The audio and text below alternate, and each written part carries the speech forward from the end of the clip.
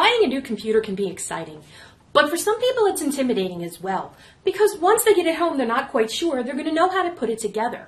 It's actually quite simple, and I'm going to show you how to do it. So the first thing you want to do is make sure that you have a really good location for it, lots of ventilation, good light, electricity, not in direct sunlight, and not near a heating vent. Then you want to make sure everything else that you need is here. There's nothing worse than turning on your computer and realizing you can't use it because you forgot something. Alright, so now I have the system out of the box. I just need to hook everything up. So I don't need the front of the computer right now, I need the back. Because everything that I'm going to connect to it is going to connect through the ports in the back. The ports that are in the front are great for connecting your flash drive or your camera, but you don't use them to set your system up. So if you look at the back here, you can see that I have a blue, green, and pink set of audio ports.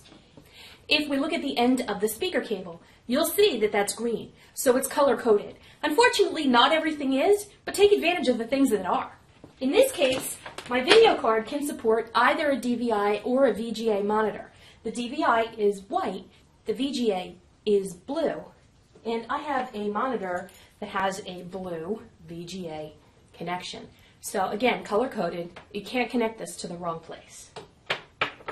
The other ports that I have on here, I have my Ethernet port, which is even nicely labeled Ethernet. And then I have 4 USB ports. My mouse and my keyboard are going to connect using USB. If I connect my printer, it will most likely also use USB. Same is true for flash drives, external hard drives, cameras, and so on. Now it's just a matter of plugging everything in to the right ports. And save your power for last. Make sure everything else is connected first. The one exception is if you are hooking up a printer, I would wait until after you had the system completely on and configured before I hooked up a printer. A note about cables. If you've looked behind your computer lately or your entertainment center, you'll see there's quite a jumble of wires. You should really try to keep those as organized as possible so that things don't get tangled or overheated. And certainly make sure that wires don't get run over or stepped on. USB connections can only fit in one way. If you look at the end, you'll see there's a solid part and an open part, and you can usually line it up by eye to the port. If not, try putting it in one way, and if it doesn't work, don't force it. Turn it over and try it the other way.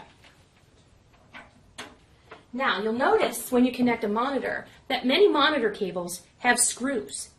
These will help the VGA or DVI connection stay tight to your computer. Really very important. If the connection is loose, you're going to have video problems. So I now have all of my devices connected. Everything is in nice and tight and straight. I'm going to make sure when I turn this around that things don't get tangled.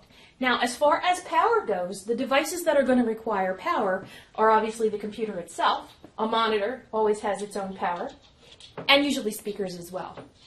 In addition to that, if you have a printer or an external hard drive, it may also need power. That's why it's a good idea to use a power strip, but not just an ordinary power strip you can buy for $3 in the grocery store. You want to make sure that this is one that is a surge-suppressing power strip and that it has some protection.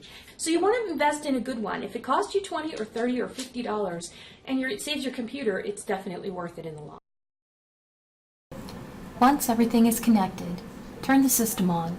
As the system starts, the monitor displays the manufacturer's splash screen. Now the hardware is set up, and the rest of the process involves registering and setting up your software.